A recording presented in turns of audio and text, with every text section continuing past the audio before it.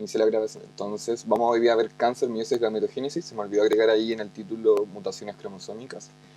Un contenido súper importante, más como para la prueba de transición, como para la vida en general. De hecho, como yo repasando para poder enseñarles, recordé muchas cosas muy importantes y que en general es como bien entretenido entenderlas y saberlas.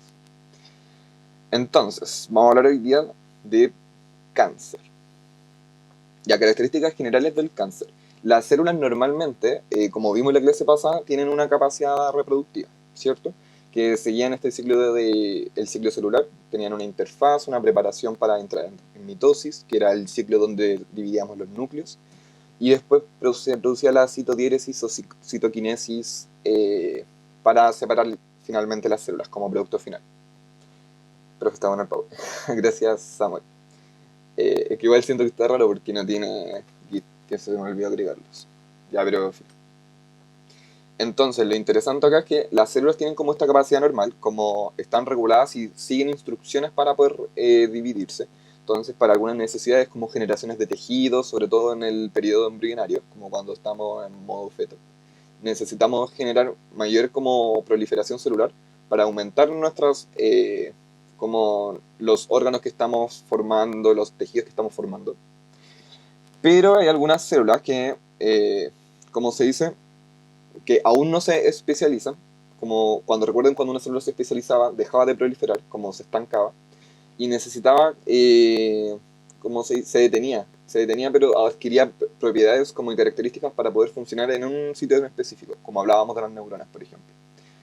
Ya, hay un problema de que hay algunas células que no se especifican, pero que pierden su capacidad productiva y mueren solamente. Ese proceso se llama apoptosis. Entonces, la apoptosis es la muerte celular programada, como el organismo guía esta programación, como porque pierde su uso, deja de proliferar y no adquiere ninguna función específica, entonces se mata. O en el fondo es como un suicidio en ese sentido. En general las células trabajan adheridas. Recuerden lo que vimos en comunicación celular, que siempre tienen que estar estableciendo comunicaciones, algunas redes metabólicas para compartir diferentes nutrientes. Y lo que pasa es que hay algunas células, como que les explicaba, se desprenden como de esta matriz de la MEC que las sostenía y las mantenía como unidas. Y el proceso normal que sigue es como apoptosis, que debe morir porque no se va a proliferar. Pero hay algunas células que no. Hay algunas células que nos causan algunos problemitas y empiezan a proliferar de forma descontrolada. Y que originan finalmente lo que vamos a llamar como cáncer. ¿Ya? Entonces, las células cuando pierden esta funcionalidad, se desprenden como de esta base que las mantiene juntas, empiezan a proliferar, a dividirse de forma espontánea, a través de mitosis, y formando tumores y formando lo que vamos a ver ahora como cáncer. Existen muchos tipos de cáncer, existen diferentes formas en que nosotros vamos a poder encontrarlo, y aquí hay algunas características generales, como la iniciación, por ejemplo. Ya. Pero antes de eso, creo que lo mejor es ver propiedades de las células cancerígenas. Ya. Como muy bien les expliqué, estas células se desprenden, pierden funcionalidad y empiezan a generar esta proliferación descontrolada. Pero estas células son particulares, tienen algunas características. Déjenme ver si las tengo por aquí. No, ya, perfecto. Las células cancerígenas tienen las siguientes propiedades. En primer lugar, siguen un ciclo de reproducción independiente. Es decir, como que nuestro organismo le dice en general que la célula se debe reproducir para ciertos momentos. Estas células no, son independientes de cómo se regula el ciclo celular. Entonces siguen reproduciéndose. Además, se dividen sin límites. En el fondo se llegan a decir que son como inmortales en cierto sentido y pueden migrar a diferentes sitios del organismo. Entonces, por lo tanto, no sé, un cáncer que empieza en la médula ósea puede a través del torrente sanguíneo de la célula viajar y poder propagarse hacia, no sé, por ejemplo, el esófago. ¿Ya? Estoy poniendo como un caso. Entonces tienen esta gran capacidad. Y ahora voy con un poquito las características generales, como de los cánceres. Existen muchos tipos de cáncer. Esto es un proceso que vamos a conocer como iniciación, que es el cambio en el ADN de la célula. Esto la prepara para ser cancerosa, es decir, que sea un agente carcinógeno, que puede ser un producto químico, virus, luz o radiación solar, que los vamos a ver como detalladamente cómo se comportan. La promoción significa que la célula ha iniciado su cambio a cancerosa, ¿de acuerdo? Entonces existen células promotoras como que promueven a la formación del cáncer y las iniciadoras que literalmente ya son agentes cancerígenos. Las células tumorales experimentan cambios formológicos y estructurales, son más redondeadas y tienen un índice mitótico elevado, es decir, mucha mitosis. Eh, bueno, acá un pequeño ejemplo. El tumor crece en una sola célula cancerosa. Las células cancerosas invaden los tejidos circundantes, cercanos, y se diseminan a través de los vasos sanguíneos y linfáticos hacia otras partes del cuerpo. Entonces, como les explicaba, pueden viajar a través del torrente sanguíneo. Un pequeño porcentaje de células cancerógenas pueden sobrevivir y establecer en un nuevo tumor en otra parte del cuerpo. Es decir, son poquitas las que tienen esa gran capacidad. Y acá vemos como el ejemplo general, como tenemos, voy a apuntar con el puntero láser. Ya. Entonces acá nosotros tenemos como células normales, ¿de acuerdo? Ya. Los agentes cancerígenos producen las mutaciones o el cambio en el ADN que induce como esta pérdida de funcionalidad de la célula y que se desprenda como de esta unión que la mantenía como en la MEC y empiece a proliferar. Acá está la célula ya como cancerosa en un tumor primario local, es decir, que está en el lugar como donde inició. Alto índice mitótico o IM, que en el fondo sufre mucha mitosis, mucha reproducción celular, y organización distinta a un tejido normal, es decir, poseen tamaños celulares menores, ¿ya? No es como un gran tejido. Tenemos como dos casos cuando generamos terapias para cáncer, como una terapia exitosa a través de la muerte espontánea de las células, que es provocada a través de quimioterapia. Las quimioterapias o las radioterapias, por ejemplo, la quimio utiliza diferentes productos químicos que inducen a la destrucción celular, pero no discriminan el tipo de células, por eso son tan invasivas y tan dañinas las quimioterapias. Entonces pueden llegar a matar células tanto buenas como malas. Y acá ese sería un éxito de la terapia porque tendríamos como nuestro tejido sano, libre de las células cancerógenas. Y acá un fracaso de la terapia, donde es decir que nuestro tejido siguió creciendo y las células se liberaron hacia el torrente sanguíneo y empiezan a producir tumores secundarios o metástasis en tejidos y órganos vecinos. ¿Vamos bien hasta ahora? ¿Se está entendiendo? Sí, ya acá. Ya. Bases genéticas del cáncer. Existen mutaciones en protocongenes que regulan el ciclo celular y se convierten a oncogenes. Un oncogen es un gen que tiene como gran capacidad de mutar, ya como mucha facilidad para como provocar diferentes mutaciones, ¿ya? Sí. Y en esto como también poseen gran capacidad para inducir el cáncer. Entonces, tenemos los protocongenes que promueven el crecimiento y división celular y los anticongenes que inhiben la formación de tumores. Entonces, a través de las mutaciones que nosotros producimos en estas células, se inactivan los anticongenes, que son estos que limitan como la formación de tumores, y se activan los oncogenes. Hay diferentes formas de activarlos, que lo vamos a ver. Eso. Tenemos diferentes causas del cáncer. Déjenme tenemos diferentes causas del cáncer. Hay principales causas que pueden ser tanto ambientales o factores ambientales o hereditarios que pueden inducir a la formación del cáncer, ¿ya? Lo que sí, no todos los cáncer, a ver, ¿cómo explicarlo? Casi todos los cáncer forman tumores, pero no todos los tumores son cancerígenos. Hay algunos tumores que son benignos, es decir, que no son malos, que se producen por alteraciones celulares, pero no directamente por un cáncer. Y los tumores malignos o cancerígenos que sí son producto de células cancerígenas. Entonces, tenemos diferentes causas para provocar el cáncer. Hay al menos como el 20% de las causas son hereditarias y casi un 80% es de factor ambiental. Cuando son hereditarios, como existe como una fragilidad intrínseca cromosómica, que es decir, como variables cromosómicas, que lo vamos a ver después un poquito como en mutaciones cromosómicas, donde diferentes como factores asociados a cromosomas sexuales, recuerden que nuestras células poseen 46 cromosomas, 23 pares cromosómicos y tenemos un par sexual.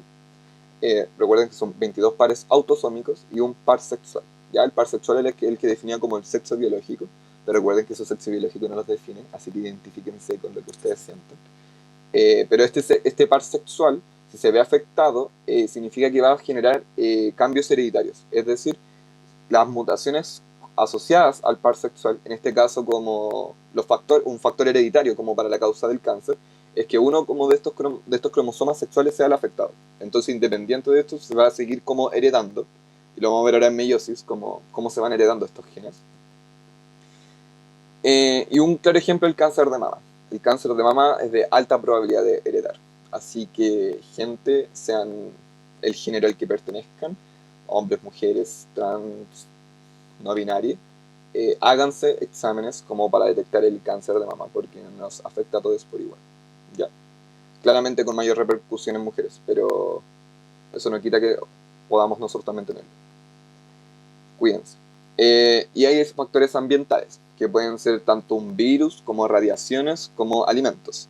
Por ejemplo, las virales, existen algunos virus que se llaman virus oncológicos o oncogénicos. Sí, on oncogénicos, que lo que hacen es insertar un gen dentro de nuestro organismo. Que los virus tienen una capacidad infecciosa muy extraña, que si están en cuarto medio probablemente lo van a ver en el sistema inmune. Entonces, a grandes rasgos, los virus lo que hacen es penetrar como la célula, ¿ya? A través de diferentes mecanismos, ingresan y ahí insertan material genético. Entonces, estos virus que pueden tender como a producir cáncer, lo que hacen es insertar material genético que excita como los oncogenes, es decir, estimula su expresión. Entonces, este gen, como que estaba ahí inactivo, como tranqui, como no me voy a... ¿Para qué no voy a expresar si le voy a cagar la vida a esta persona? Viene el virus y es como pa, de aquí voy para adentro, para adelante y me expreso y lo doy todo. Y empieza a quedar la amarrada porque se empiezan a generar las células cancerígenas. Otro factor es las radiaciones. Actúan como iniciadores, que es como esto, literalmente como los factores que son cancerígenos, que inician como los procesos que llevan al cáncer, rompiendo el ADN, transponiendo como bases nitrogenadas, etcétera. O sea, nucleótidos, perdón. Y también hay algunos factores alimentarios. Los alimentarios funcionan más como lo vimos acá arriba, como, eh, ah, como promotores, es decir, que van a ser los que van a ser como inducir a la célula que forme el cáncer, ¿ya? Pero no de forma directa. De hecho, si tenemos factores iniciadores y promotores al mismo tiempo, hay gran probabilidad de desarrollo de cáncer. Por ejemplo, el humo del tabaco. El humo del tabaco posee sustancias químicas que son iniciadoras de cáncer como promotoras de cáncer. Entonces, en ese conjunto tenemos pero una alta probabilidad del desarrollo de cáncer. Así que cuídense, no fumen. Y, eh, y eso, como con causas del cáncer. También hay causas inmunes, por ejemplo. Si nosotros nuestro sistema inmunitario está como bajo, con bajas defensas frente a diferentes como patógenos que pueden ingresar, etcétera, estamos muy expuestos al desarrollo del cáncer. Por ejemplo, pasa mucho en pacientes con VIH, como ya en etapa avanzada, que es mucho más fácil el desarrollo del cáncer. Y también, no, y eso, estaríamos bien. ¿Dudas? ¿Preguntas? De lo que sea.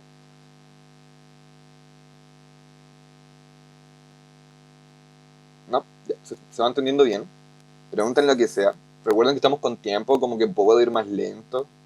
Eh, Gracias Martín por responder. Nadie tiene dudas.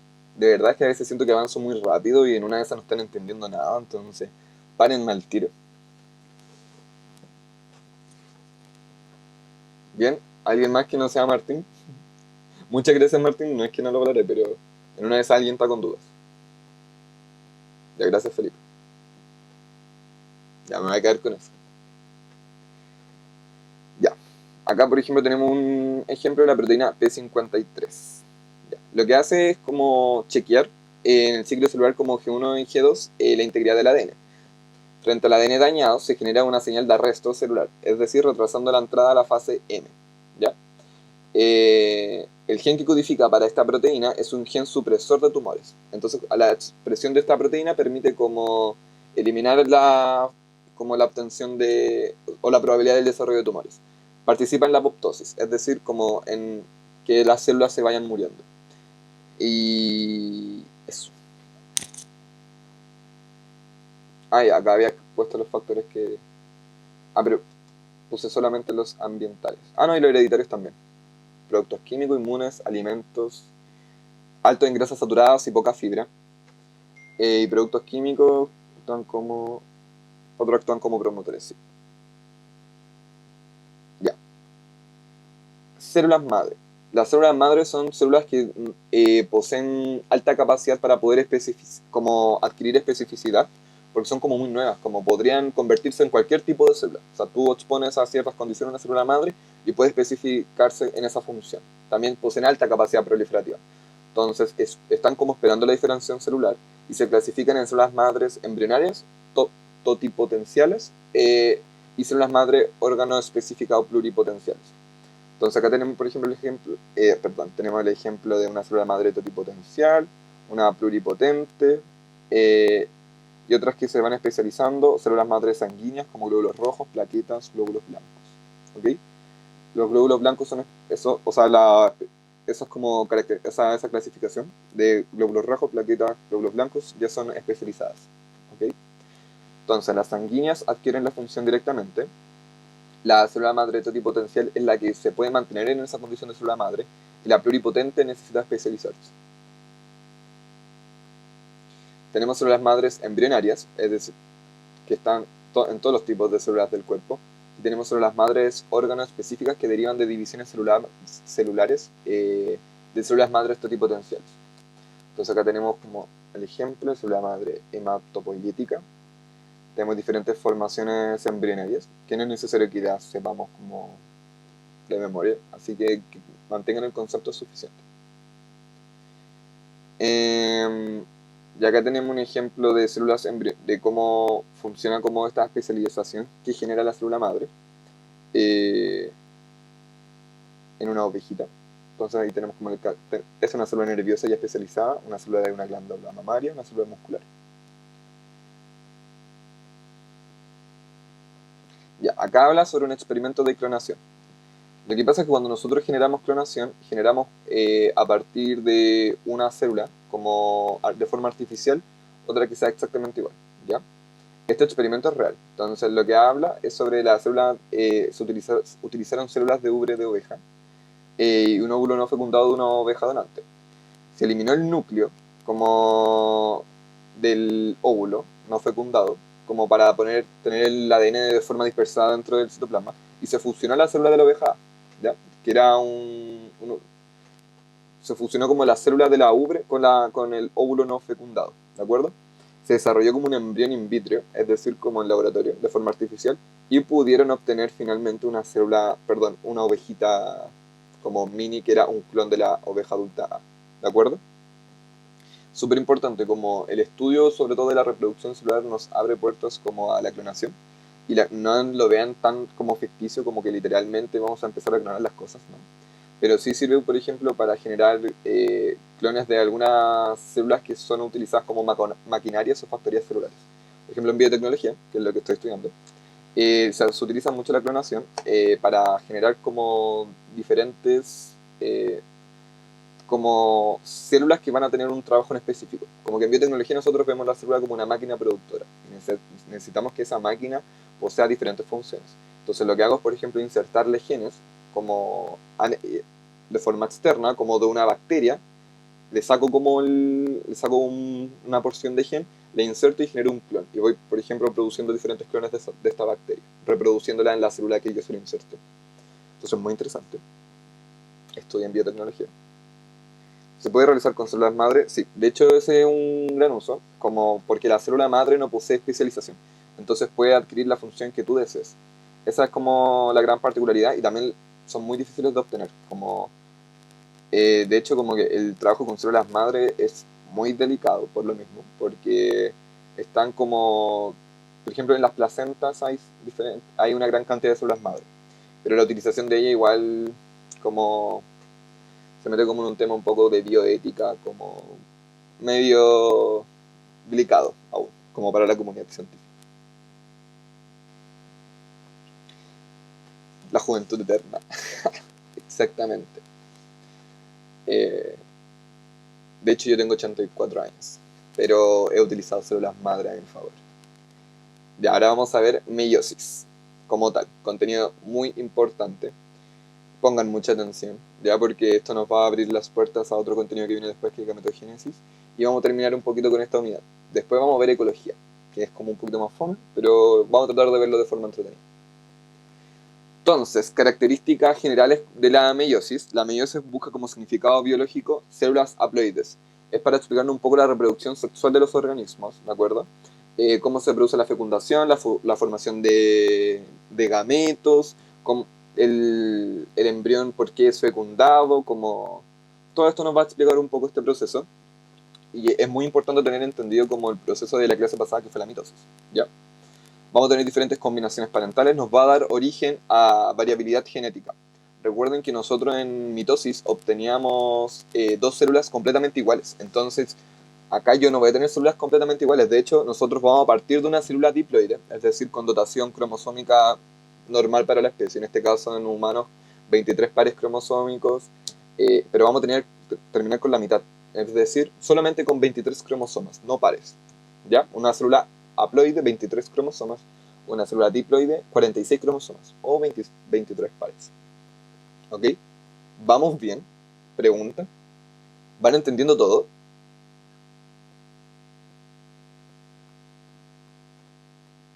¿Sí? ¿No? Ya, acá.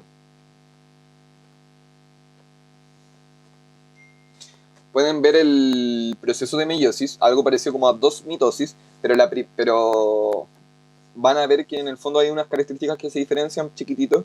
Entonces, si entendieron bien lo de la clase pasada, esta clase se les va a hacer así como un hilo. ¿Ya? Entonces, la reproducción sexual. La meiosis es un tipo especial de división celular y nuclear, donde vamos a generar las células haploides, como les explicaba. Y la fecundación es el medio por el cual las dotaciones genéticas de ambos progenitores forman una nueva identidad genética. Es decir, a través de dos células haploides voy a obtener una célula diploide. ¿De acuerdo? Vamos a ver cómo se comporta este proceso. Y la división celular por meiosis posee algunas características. Bueno, como se dice, posee un mecanismo que implica tres etapas, ¿ya? Tenemos una interfase, al igual como en mitosis, necesitamos una preparación de la célula, un crecimiento, una duplicación del material genético, pero solamente una interfase. Entonces, es decir, voy a tener un G1, una etapa S, un G2, entonces voy a replicar organelos una vez, voy a replicar material genético una vez, ¿ok? Pero voy a obtener, en mitosis, por ejemplo, yo tenía una mitosis, no, acá yo voy a tener dos meiosis. Es decir, viene esta interfase, después viene una meiosis 1 y después viene una meiosis 2, ¿de acuerdo? Entonces la célula va a sufrir como dos veces una división celular. Entonces, no sé, pues, si nosotros en mitosis a partir de una célula obteníamos dos, acá en meiosis a partir de una, ¿cuántas obtendríamos? ¿Se les ocurre?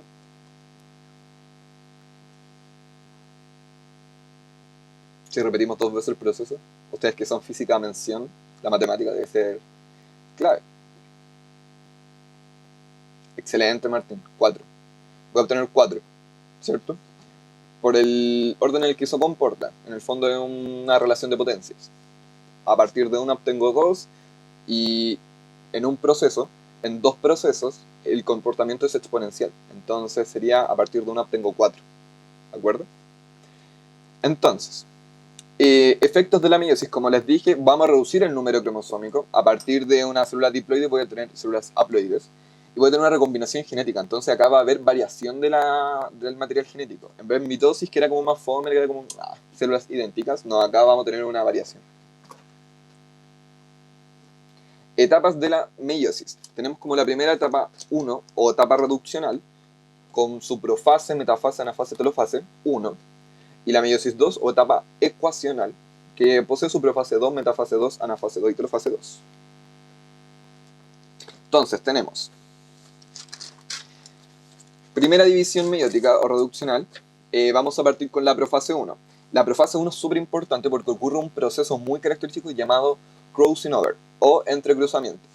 Lo que pasa es que ya con una interfase ya vivida, como ya se replicó el material genético, ya tuve como la replicación de los diferentes organelos, tuve también en el crecimiento celular, y acá en esta profase, en meiosis 1 se diferencia de la mitosis, como todos los procesos que vamos a ver en meiosis 1 son completamente diferentes en mitosis, como la profase de meiosis 1 es diferente a la profase de mitosis, ¿ya? Muy importante, como que si se los preguntan, es necesario tenerlo como un conocimiento. Entonces, durante la profase, ¿este entrecruzamiento en qué consiste? Yo ya tengo la doble dotación de cromosomas, es decir, dupliqué mi material genético y se formaron los cromosomas. Ya están más o menos formaditos. ¿Se acuerdan cuántos cromosomas yo tenía ya formados al final de la profase? ¿O al inicio de la profase? Cuando yo replicaba el material genético. Si partíamos con 46, ¿cuántos habrán después de duplicado el material genético?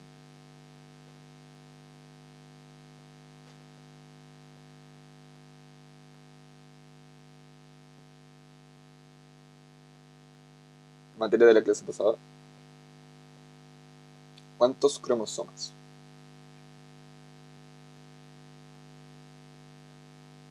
Recuerden que una célula diploide posee 46 cromosomas.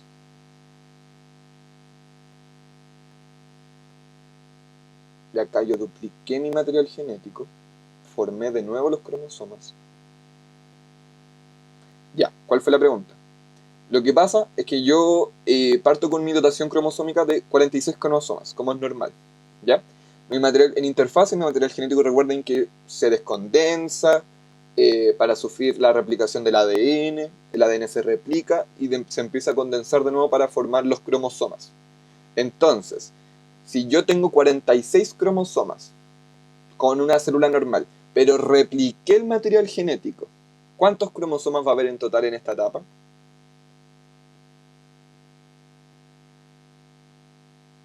Excelente, Samuel. 92. Y excelente, Natalie. 92. Voy a obtener 92 cromosomas. Entonces, ¿qué pasa en el crossing over? Estos 92 cromas se asocian entre pares. Entonces voy a tener 46 pares de cromosomas. ¿De acuerdo? Y lo que va a pasar es que entre estos pares se van a juntar y van a empezar a generar el intercambio de diferentes alelos. Es decir, entre cromosomas, como van a empezar a liberarse como diferentes partes del cromosoma, como segmentos. Acuérdense que el cromosoma era como una X. Entonces diferentes partes de la X se van a entrecruzar con otras partes. ¿De acuerdo? Entonces se van a ir intercambiando.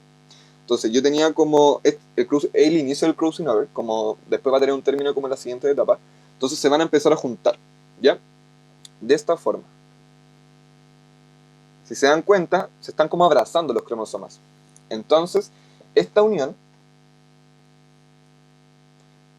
lo vamos a denominar quiasma. El quiasma va a ser la evidencia del crossing over. ¿De acuerdo? Entonces, el crossing over va a provocar variantes genéticas, porque recuerden que el ADN es demasiado frágil. Entonces, cuando yo tengo una pequeña variación, aunque sea en un segmento chiquitito, esto va a generar cambios como mucho más grandes en la expresión después de los genes. Entonces, por ejemplo, un segmento como este segmento podría llegar a intercambiarse con este segmento, como entre los cromosomas homólogos. ¿De acuerdo? Y se intercambia entre cromátidas no necesariamente hermanas. Es decir, por ejemplo, recuerden que un cromosoma, voy a dibujar, recuerden que un cromosoma, ya, este es un cromosoma, con dos cromátidas hermanas. No es que va a intercambiar de aquí para acá, como no. La idea es que intercambie con el otro cromosoma. Entonces la idea es que intercambie, por ejemplo, eso con esto. ¿Cacha? ¿Se entiende?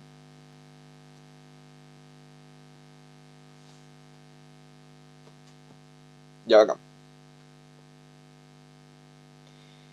Entonces, estos intercambios implican ruptura en el ADN, ¿de acuerdo? Este intercambio entonces de fragmentos igual está sujeto como a diferentes variaciones, como ya, nosotros podemos tener el quiasma, que es como la unión y la evidencia, pero igual podrían ocurrir problemas dentro de este proceso, que después vamos a ver qué consecuencias podría llegar a traer. Ya, entonces, la envoltura nuclear está desorganizada, se aparece el nucleolo, se comienza a formar las fibras del uso, eh, muy parecido igual a una profase, pero con esta característica que se produce el crossing over, que no lo vemos en mitosis. Eh, y sí, pues acá los cromosomas forman estas tétradas que se abrazan en el fondo. Entonces tiene una forma geométrica parecida a una tétrada. Ya, después viene metafase uno. Entonces en metafase uno voy a tener algo conocido como los cromosomas. Esta tétrada también se puede conocer como cromosomas bivalentes, como otro término que podemos aplicar. ¿Ya? Entonces, los cromosomas bivalentes se ubican en el plano ecuatorial, ya con los segmentos intercambiados, como ven, acá tiene una patita, el naranjo tiene una patita de azul, y claramente el azul debe tener una patita de naranjo, como se ve acá. Se ubican en el plano ecuatorial, o la placa metafásica, se aprecia la permutación cromosómica, es visible, aún mantienen como el quiasma, como está ahí, y los cromosomas se van a empezar a como a ubicar en dirección como hacia los polos. Acuérdense que los cromosomas tenían algo que se llamaba cinetocoro. ¿Se acuerdan que era el cinetocoro? Pregunta para ustedes.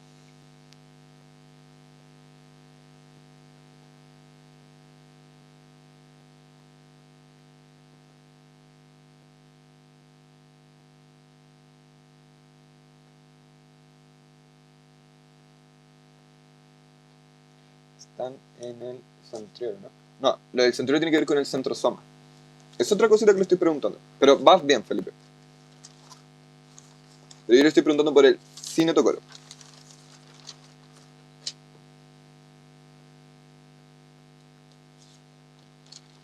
Ya les voy a dar un minutito como para que piensen.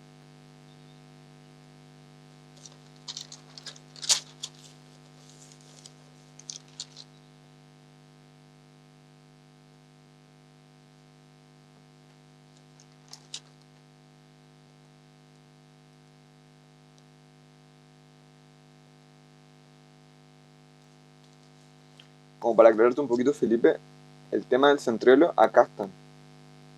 Acá está el centrosoma con los centriolos que son como estos tripletes de microtúbulos, como los 9 tripletes de microtúbulos, ¿ya?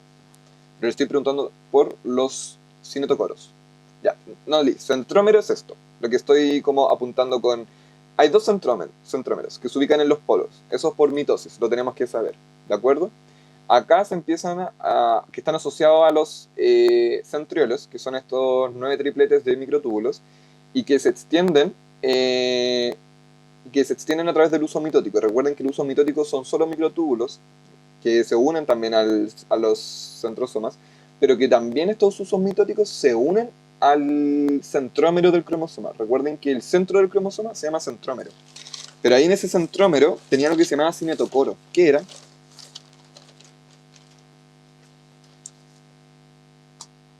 Ah, ya mientras bajo, piensen. Les voy a dar un minuto más. Pregunta de prueba, de PTU, se los podrían preguntar. Son como los lados del cromosoma, pero en el medio. Ya, sí, excelente. No puede ser excelente. Entre Samuel y Liz hicieron la respuesta. Eso es.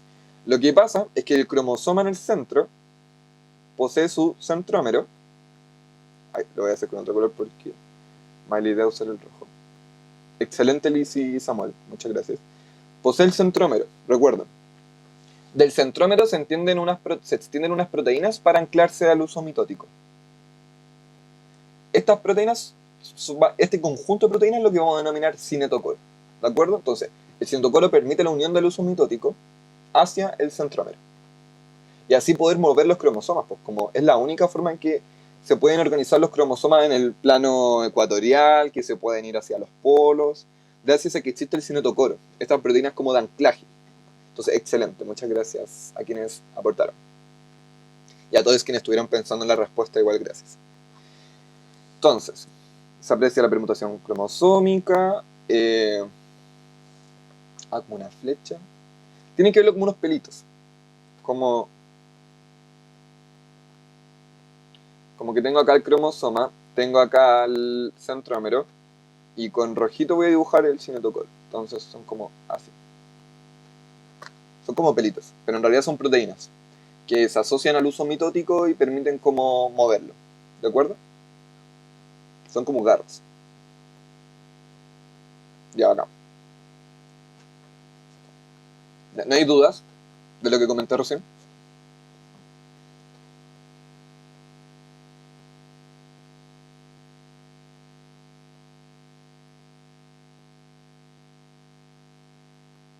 Ya vale, acá. Entonces, los centrómeros de los cromosomas, con este cinetocoro, de cada cromosoma se orientan hacia polos diferentes. Es decir, el centrómero del naranjito se orienta hacia el polo norte y el centrómero del azul se orienta hacia el sur. Perdón, del azul se orienta hacia el sur, sí. Con los cinetocoros apuntando en ese sentido. Entonces, lo que va a pasar acá en metafase, y que en el final de la metafase y en el inicio de la anafase uno es que se van a ir los cromosomas hacia los polos. Entonces, si se dan cuenta, como que son tirados hacia cada polo, hacia cada polo opuesto.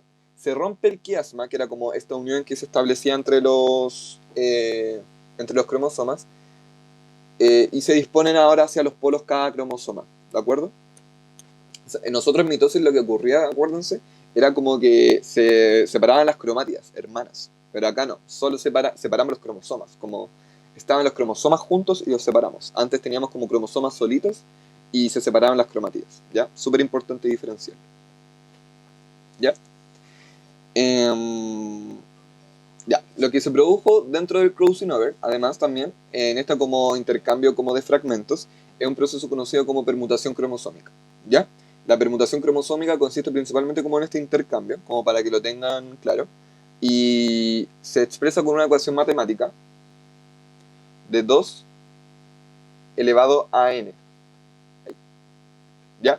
Con n siendo como la dotación eh, anaeu- aneuploidica, no sé si está bien dicho, a ver, con n siendo la mitad como de la dotación cromosómica normal. Entonces, si nosotros tenemos como 46 cromosomas en humanos, entonces la mitad es 23, entonces la cantidad de permutación cromosómica o variabilidad genética que nosotros podemos llegar a tener es de 2 elevado a 23. Y ahí como son de física mención, deberían saberse este cálculo de memoria. ¿Cuánto es 2 elevado a 23? Así al ojo, rápido, rápido, rápido. ¿Cuánto dirían? Así como es un múltiplo de 2 elevado a 23. ¿Se los pueden preguntar? No, no se los pueden preguntar. Mucho texto. Es 8, hoy lo voy a anotar. 8,14 o 8,4, pero por 10 elevado a 6, si no me equivoco. Ya sí, me equivoqué en un número. 8,4 por 10 elevado a 6. En humanos, como esa es como la probabilidad de generar gametos diferentes que va a ser nuestro producto final de la meiosis. Entonces, por eso es que la meiosis es un proceso de alta variabilidad genética, porque tenemos un número grandote de opciones de gameto, que va a ser nuestro fin final. Recuerden que nosotros queremos obtener células haploides, que también el símil que vamos a utilizar nosotros ahora en el concepto de meiosis como para la reproducción celular es gameto. Entonces, yo puedo obtener 8,4 por 10 elevado a 6 diferentes opciones de las células haploides en mi ciclo final de meiosis. ¿De acuerdo? Son muchas opciones. Entonces, por eso es tan variante la meiosis versus la mitosis, que nosotros no teníamos variabilidad genética, teníamos células clones. ¿Se entiende? ¿Vamos bien?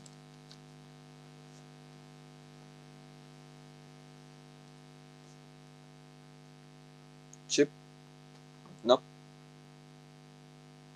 Ya no. Bueno, entonces acá en la anafase se ubican hacia los polos, se permite que en la telofase 1 se produzca una reducción del N. ¿Cuál era el N y el C? Pregunta para ustedes.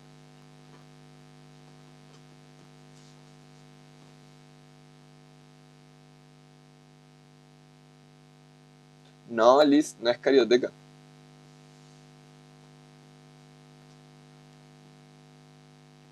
La N y C, cuando nosotros estamos hablando de reproducción celular.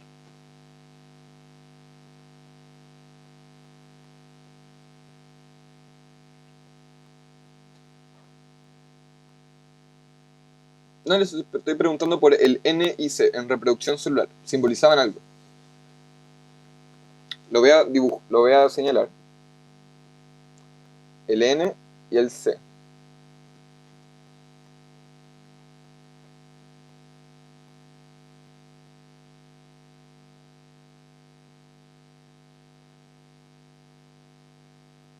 Ya. N es igual número de cromosomas por par homólogo. No. O sea, está cerca, Samuel, está muy cerca. Y C, número de cromátidas. Ya, sí, eso sí es. Como C es el número de cromátidas. Pero no por par, como el número de cromátidas solamente. ¿Ya? Como existente dentro de la célula. Entonces, generalmente nosotros tenemos 4C, porque tenemos pares, tenemos 23 pares.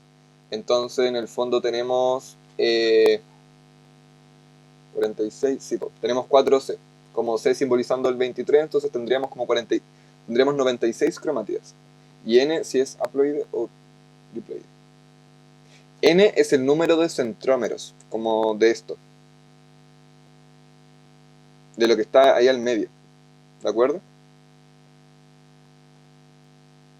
N indica la cantidad de centrómeros.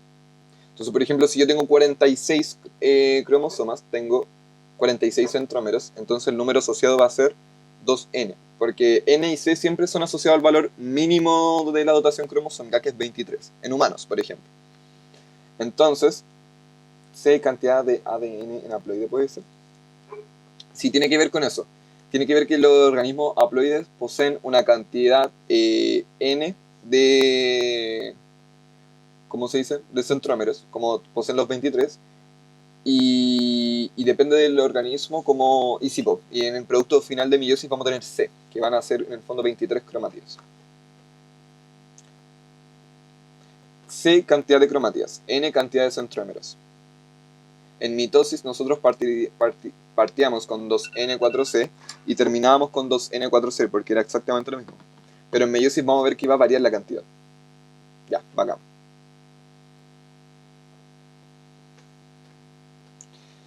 Y la telofase 1 se originan como los núcleos, cada uno contiene un juego haploide de cromosomas con cromátidas dobles. Por eso ahí dice 2C, porque son cromátidas dobles, pero como es haploide es N, ¿de acuerdo? N 23 cromosomas. Se observa la formación del surco de segmentación e iniciación de la citocinesis. Entonces, al final de acá yo voy a tener células de N y 2C, es decir, dos células, ¿de acuerdo? Que van a entrar posteriormente en la segunda división meiótica. ¿Vamos bien hasta ahora?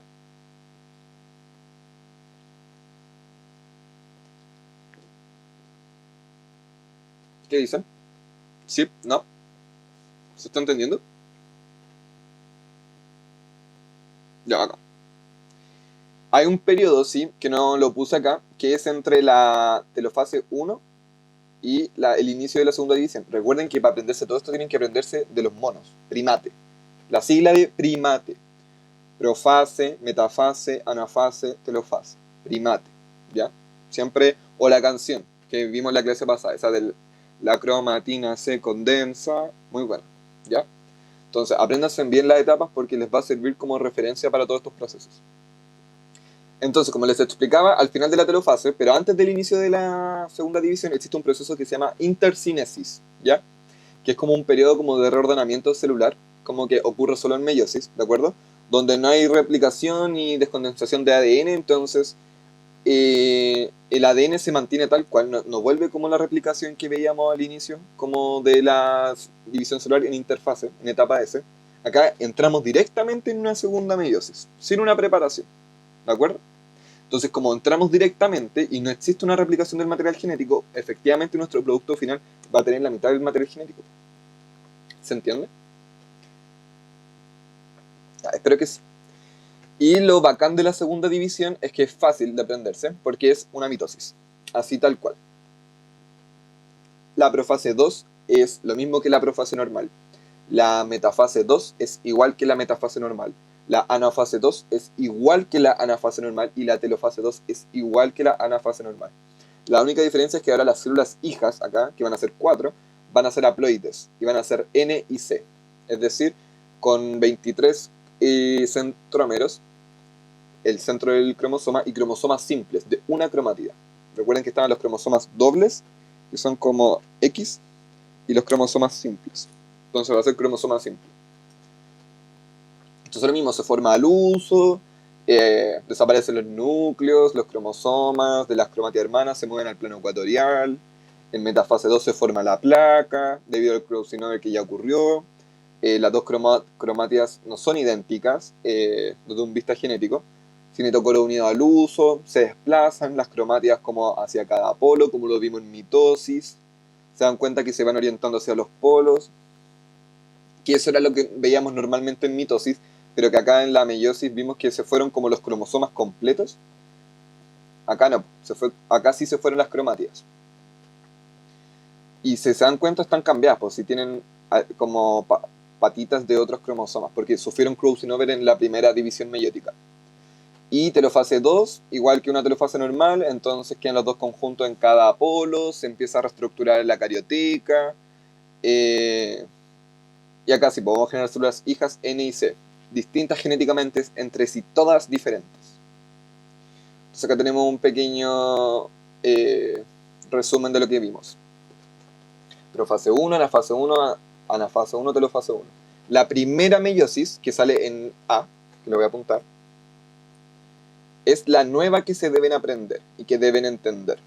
La segunda meiosis es una mitosis, así tal cual, así mismito. Es mitosis. Entonces, si entienden bien mitosis, van a entender meiosis, pero de una forma espectacular. ¿De acuerdo? ¿Cuál es la diferencia entre la mitosis y la meiosis? Que en mitosis, yo insisto, voy a generar células hijas idénticas. Acá en meiosis voy a generar células completamente diferentes entre ellas. Aquí Martín escribe. Sí, mi profe me dijo lo mismo de la meiosis y la mitosis. Excelente, buen profe. O sea, ¿es una mitosis dentro de una meiosis? Sí, se puede entender, Liz, que dentro de la meiosis nosotros sufrimos una mitosis. Excelente. Entonces, primera meiosis, proceso completamente nuevo, independiente. Tenemos etapas nuevas como el crossing over, la permutación cromosómica, la orientación de los cromosomas a los polos es diferente. Estos procesos de variabilidad genética son muy importantes porque es lo que le da característica a la meiosis, que nosotros queremos buscar variabilidad y vamos a entender en lo que vamos a ver ahora un poco de la gametogénesis, de por qué es importante esta variabilidad, que tiene que ver con la reproducción sexual y la conservación de las especies. Pero la segunda etapa, que es la segunda meiosis, recuerden, meiosis 1, meiosis 2. La meiosis, 3 etapas. Interfase, meiosis 1, meiosis 2. Y la meiosis 2 es un proceso igual a la mitosis. Exactamente igual. ¿De acuerdo? La única diferencia, que no parte con duplicación del ADN y todo el tema. Recuerden que la mitosis es la división del núcleo. Ojo con eso, la mitosis no era todo el ciclo. Recuerden que el ciclo celular se componía de la interfase, de mitosis y de la citoquinesis, o citodiéresis. Que en la interfase yo preparaba todo y replicaba el material genético, y acá también tenemos una interfase. Ya, eso, ¿van bien? ¿Entienden? Quiero que les quede demasiado claro, entonces estoy siendo demasiado enfático como estoy hablando.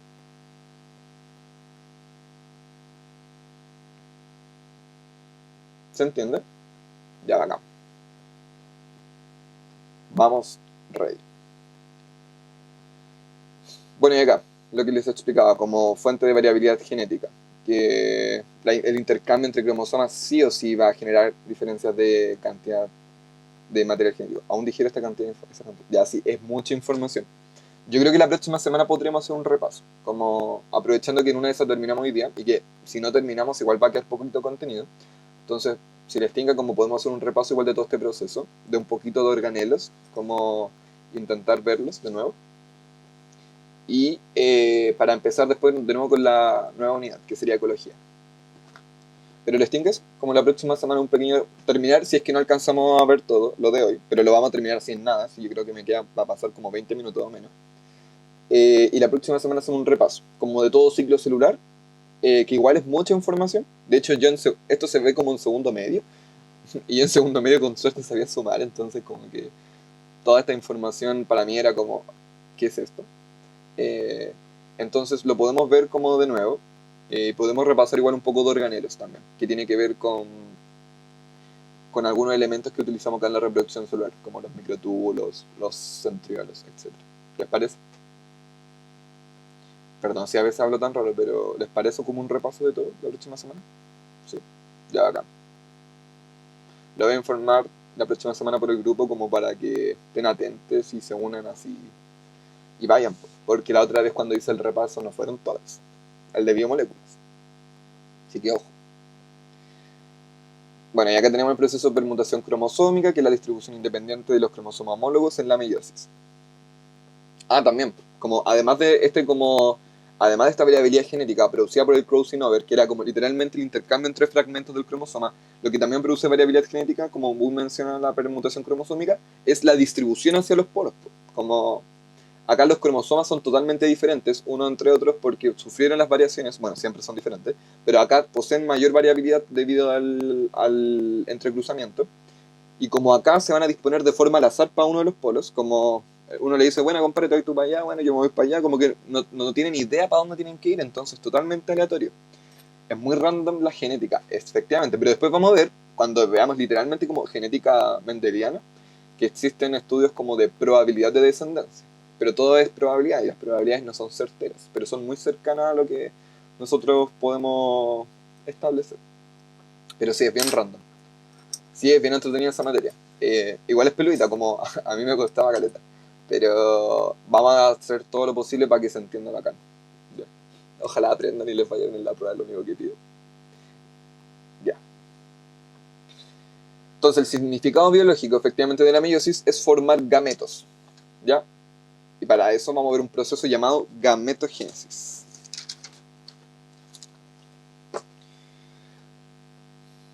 La gametogénesis, como característica general, es un proceso que ocurre en las gónadas para yo formar gametos, que van a ser células haploides con función específica de reproducción de las especies. ¿Ya? Es un proceso para todas las especies menos eucariontes, ¿de acuerdo? ¿Ya? Y lo vamos a ver principalmente para humanos, ¿de acuerdo? Comprende principalmente tres etapas, que tenemos la proliferación de las GPS o las células primordiales, CPG, perdón, CPG, o células primordiales germinales, que son células diploides, es decir, 2N, ¿ya? En las cuales a través como de diferentes mitosis vamos a empezar a dar origen a los gonios, ¿ya? Los gonios los pueden ver como las células que van a originar a las células sexuales, ¿ya? Vamos a ver cada una como tranquilidad, como no se preocupen. Ahí. Continúa con una etapa de crecimiento, como donde debe crecer las células, se empieza a duplicar el ADN como un tipo de interfase, ¿de acuerdo? Y voy a formar los citos primarios, ¿ya? Cuando yo hablo de gonios es porque se va a diferenciar, este proceso depende de si es una hembra animal o un macho animal, ¿de acuerdo? Como en hembras animales se va a denominar ovogénesis, el proceso de gametogénesis, que gametogénesis es como el título general, pero se va a diferenciar según sea hombre o varón o hembra. Entonces uno va a ser ovogénesis y el otro va a ser espermatogénesis, ¿de acuerdo? Entonces cuando yo hablo de gonios, va a diferenciarse también, pues como para hembras va a ser ovogonios, para machos va a ser espermatogonios. Los citos también van a ser espermatocitos o ovocitos, ¿ya? Perdón, estoy un poquito resfriado. Y después viene la maduración, como tercera etapa del proceso de gametogénesis, o meiosis. Es decir, se someten a meiosis. Por eso es importante entender la meiosis. Donde voy a obtener los citos primarios que van a generar espermátidas u ovocitos, ¿de acuerdo? Que son haploides. Eso. Eh, tu, tu, tu, tu. Etapas de la gametogénesis.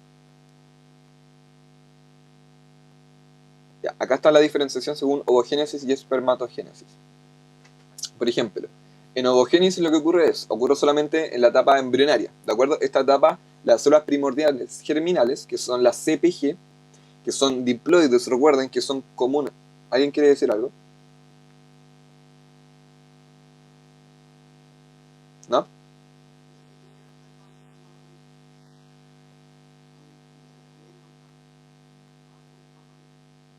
What the fuck?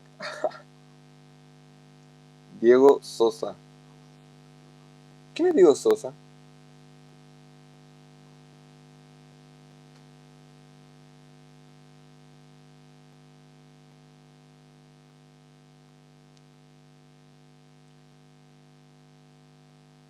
Diego Sosa no está en mi lista. Oh, me dio como un susto.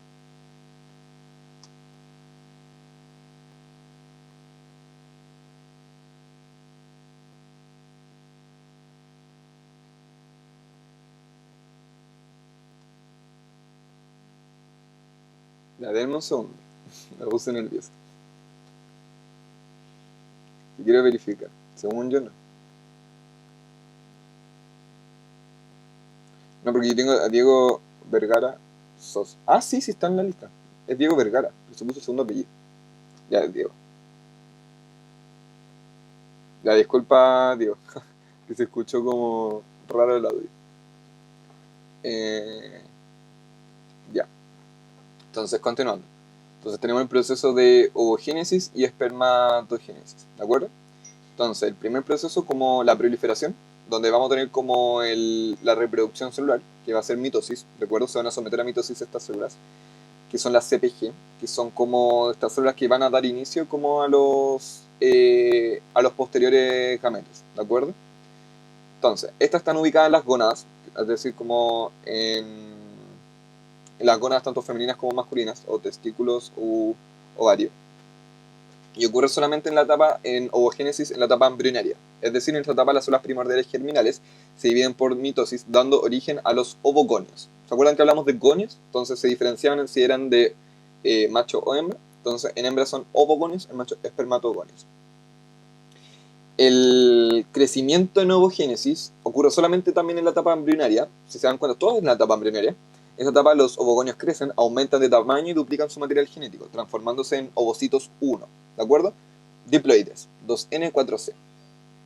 La maduración o meiosis de la ovogénesis, la primera parte de la meiosis ocurre en la etapa embrionaria también, quedando en ovocitos 1, que se detienen en profase 1, permaneciendo así por muchos años, demasiado, aproximadamente 10 hasta 45 o 60 años, que es más o menos el tiempo que transcurre como para que existan efectos hormonales. Se reinicia la meiosis como en cada ciclo ovárico, y para que se produzca como la finalización de esta meiosis, el ovocito debe ser fecundado, ¿de acuerdo? Pero déjenme ver si anotar algo, ya sé. Entonces, al interior como del ovario, el ovocito 1 diploide completa la meiosis 1 produciendo dos células haploides, ¿de acuerdo? De desigual tamaño. La más pequeña se va a denominar polocito o primer corpúsculo polar, ¿ya? Entonces vamos haciendo un resumen. Estamos en ovogénesis, ¿de acuerdo? Hembra. Entonces lo que ocurre es, tengo una, ¿cómo se dice? Tengo mis CPG, como mis células primordiales germinales, ¿de acuerdo? Acá arriba. Generé como por mitosis ovogonios, que son un poquito más especializados. Los ovogonios crecen y se transforman en ovocitos 1. ¿Ya? Todo esto en etapa embrionaria. Entonces la primera etapa de la meiosis... Ah, Diego Sosa levantó la mano. ¿Qué pasa, Diego? ¿Quieres preguntar algo? ¿Perdón? Ah, ya. Ya no te preocupes. Entonces, la primera parte de la meiosis ocurre también en la etapa embrionaria, quedando los ovocitos 1 detenidos en profase 1. Permanecen así muchos años, ¿ya? Y después se va a reiniciar en el ciclo ovárico, es decir, con la primera como menstruación. Al interior, esto también lo vamos a ver en hormonas y sexualidad un poquito, pero como ya con estos contenidos un poquito más entendidos. Entonces, al interior del ovario, el ovocito 1 diploide completa su meiosis 1. Entonces va a producir dos células, pero de tamaños muy diferentes. Una grandota, como de verdad en tamaño mucho más grande, va a ser el ovocito... perdón. Produciendo células de desigual tamaño. Ovocito 2, creo. Perdón. Formación de ovocito 2. Sí, ya. Ahí sí. Una grande del ovocito 2, que tenía la duda. Y la otra pequeña es que va a ser el cuerpo, el corpúsculo polar o polocito 1. ¿De acuerdo? Ya, esto queda también en stop, ¿de acuerdo? La célula de mayor tamaño llamada ovocito 2 posee posee gran cantidad de citoplasma y posee este gran tamaño, eh, y se va a quedar detenida, como no va a continuar en una meiosis 2 hasta que sea fecundada, ¿de acuerdo? Entonces, por lo que acá dice, se detiene en la etapa de metafase 2, por lo que en cada ovulación la mujer da origen a un ovocito 2, que es N2C. Entonces, ahí dice, la segunda división meiótica del ovocito 2 solo finaliza cuando hay fecundación, dado por resultado un único gameto llamado óvulo. Entonces, si hay fecundación, es decir, un espermatozoide fecunda este ovocito 2, se produce el óvulo como producto final de nuestra meiosis 2. Súper importante como entenderlo. Y además, quedan poquitos minutos. Yo creo que voy a terminar de ver espermatogénesis y lo de mutaciones lo vemos la próxima semana.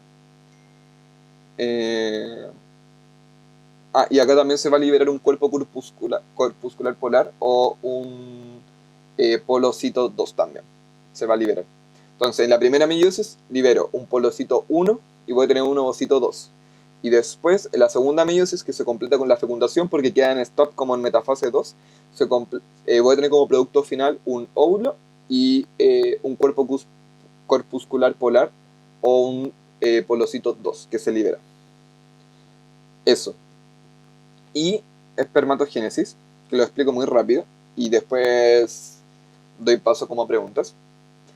Comienza en la etapa embrionaria, pero se detiene para continuar en la pubertad. Entonces, si se dan cuenta, como posee un pequeño inicio en etapa embrionaria, pero a diferencia de la ovogénesis, que tiene gran parte como de su proceso, más de la mitad, en etapa embrionaria. Se detiene en la pubertad y en esta etapa las CPG se dividen por mitosis, dando origen a los espermatogonios. Entonces, comienza la pubertad y en esta etapa los espermatogonios crecen, aumentan su tamaño, también duplican su material genético. Es decir, el crecimiento corresponde a una interfase, como una G1, SG2, ¿de acuerdo? Y se transforman en espermatocitos 1, también lo mismo, 2N4C. Comienza la pubertad y es un proceso continuo durante el resto de la vida del varón. Su duración es de solo semanas, 6 a 8 semanas. La primera división meiótica da por resultado dos células hijas, llamadas espermatocitos 2. Luego estas células experimentan su segunda división meiótica, originando 4 células haploides, que vamos a llamar espermátidas, ¿ya? Por lo tanto, la meiosis en varón termina con la formación de espermátidas, ¿ya? No requiere como un trabajo extra como acá en el ovocito 2, que el ovocito 2 requiere fecundación para poder continuar su meiosis completamente. Eh, Déjenme ver si se me va algo. Ya. Finalmente también las espermátidas pueden continuar con un siguiente proceso llamado espermiohistogénesis, que es como la maduración de estas espermátidas para finalmente conseguir un espermatozoide. Es decir, con flagelo, con diferentes protecciones y estructuras metabólicas necesarias para poder adquirir energía. ¿De acuerdo? Eso, déjenme ver si se me va algo. Perdón, pero me atrasó un poco, me puse un poquito nervioso por el audio. Eh, También otra forma como de llamarse como o espermatocito 1 o espermatocito 2 es que sea espermatocito primario o secundario, ¿ya? El 1 o 2 puede ser reemplazado por primario o secundario y, eh, y eso. Ese sería el proceso de ovogénesis y espermatogénesis.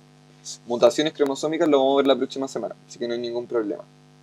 ¿Quedan con alguna duda de lo que sea? La próxima semana terminamos y hacemos un repaso de todo. Ya acá.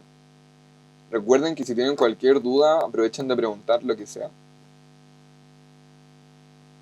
Ya, ahí Martín tiene una profe. O sea, tiene una pregunta. Perdón.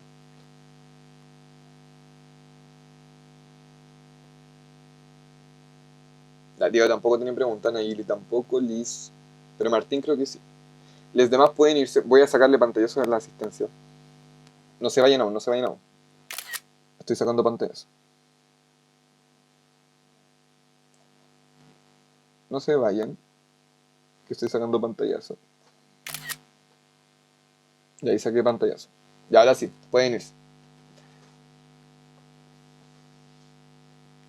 Pueden irse tranquilamente, muchas gracias, chiques. Ya, Martín quedó con una duda. ¿La leucemia cómo es? Me refiero a que es igual que el resto porque se produce como la médula ósea o algo así. Sí, es un tipo de cáncer, como... Chao a todos, por mientras le estoy respondiendo a Martín. Así que chao como general y le estoy respondiendo a Martín. Al ser un tipo de cáncer que afecta directamente a células de la sangre, son estas las que adquieren características de una célula cancerosa. Entonces empiezan esta proliferación de las mismas características que la otra y empiezan y son como de gran de alta gravedad debido a que la propagación a través de la sangre. Entonces, como directamente porque se produce en la sangre. Entonces se propaga a diferentes partes del cuerpo y es mucho como el alcance que llega a tener. Entonces, si posee las características generales, obviamente posee aspectos biológicos mucho más específicos, pero de los que podría, si quieres, explicar la próxima clase. Te los podría explicar como, con mayor información. Pero entonces sería como un cáncer a la sangre. Sí, es un cáncer a la sangre. Si quedas con dudas, ya, sí, esa era la duda. Ya, acá. Ya, cuídense todos. Voy a dejar de compartir. Chaito.